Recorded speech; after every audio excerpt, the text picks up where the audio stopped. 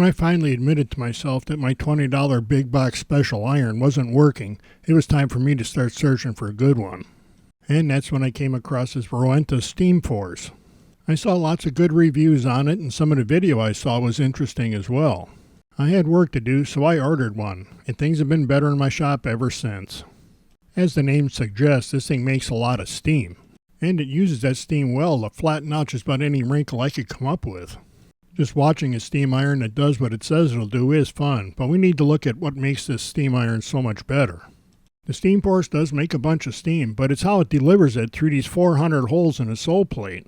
The steam's applied evenly over a much bigger surface than most irons. Combine that with the 1800 watts of power, and wrinkles just don't stand a chance. I'm not sure why we'd want to, but we can shut the steam off altogether if dry ironing is needed. When we plug the Steamforce in, the LED screen starts flashing on the temperature that it's set at. We set the Steamforce to the fabric or temperature that we want using this dial under the handle. This really is simple to use, and you don't have a whole lot of options to confuse things. So far, the Steamforce seems to be spot on whatever temperature or fabric we set it to. When the LED screen stops flashing, that means that it's up to the temperature we've selected and ready to go to work. Hit the button under your thumb and the Steamforce releases a big burst of steam, and that burst seems to be evenly spread over the 400 holes. This extra heavy felt type material used to give me fits with the old iron, but the Steamforce just knocks it right down. I know this is hard to see, but there's a trigger under the handle that lets you spray water directly on the fabric, and that's generally the end for any wrinkles that remain. The Rowenta Steamforce has sort of a built-in funnel, and since we're using plain tap water, this is really easy to fill up. The only real complaint I've seen about this iron is that it's hard to see the water level because the plastic is kind of dark.